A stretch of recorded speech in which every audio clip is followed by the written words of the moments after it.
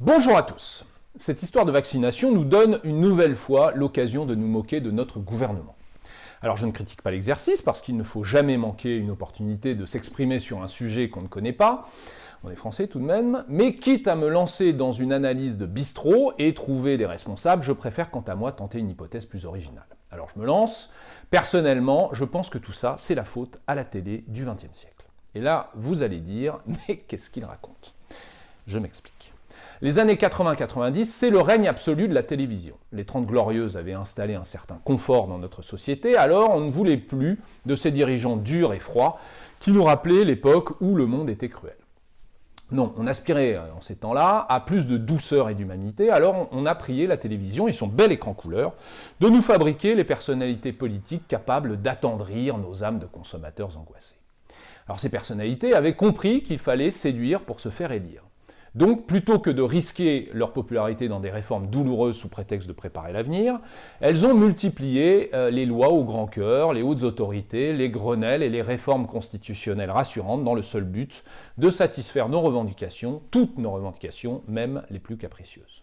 Alors évidemment, ces gesticulations ne réglaient absolument rien, les problèmes s'empilaient, s'aggravaient et ressurgissaient quelques années plus tard. C'est d'ailleurs pour cela que, je ne sais pas si vous l'avez remarqué, on passe notre vie à revoter les mêmes réformes. Mais bon, en dehors de ceux qui étaient sur le terrain, comme les industriels qui voyaient partir les usines ou les médecins qui se noyaient dans la paperasse, eh bien personne n'avait vraiment le moyen de constater à quel point notre système devenait lent, complexe et coûtait un pognon de dingue, comme on dit à Amiens.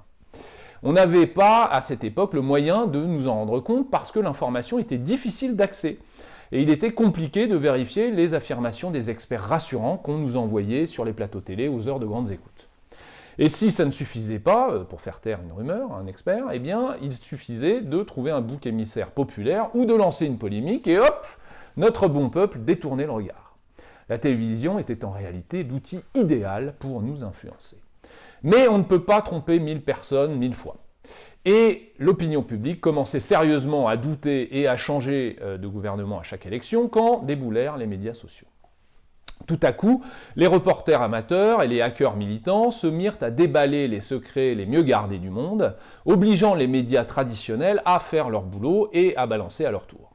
Donc plus personne ne pouvait contrôler l'information. Du coup, une épidémie de gaullisme, mot qui vient du verbe se faire gauler, s'abattit sur nos dirigeants. Ce qui nous permit enfin de comparer les attitudes et les performances de nos dirigeants avec leurs homologues internationaux. Et d'après les dernières comparaisons, eh bien, il apparaît qu'on ne soit pas champion du monde de grand-chose, surtout pas de l'efficacité ni de la logistique. Alors, vous allez dire avec votre esprit querelleur, ok, maintenant que les dirigeants savent qu'on les attend au tournant, eh bien, ils vont arrêter de nous raconter des fables et se mettre au boulot. Eh ben non, mesdames, messieurs, même ça ne marchera pas. Ça ne marchera pas parce que l'outil de travail de notre gouvernement, c'est-à-dire l'administration française, ne fonctionne plus.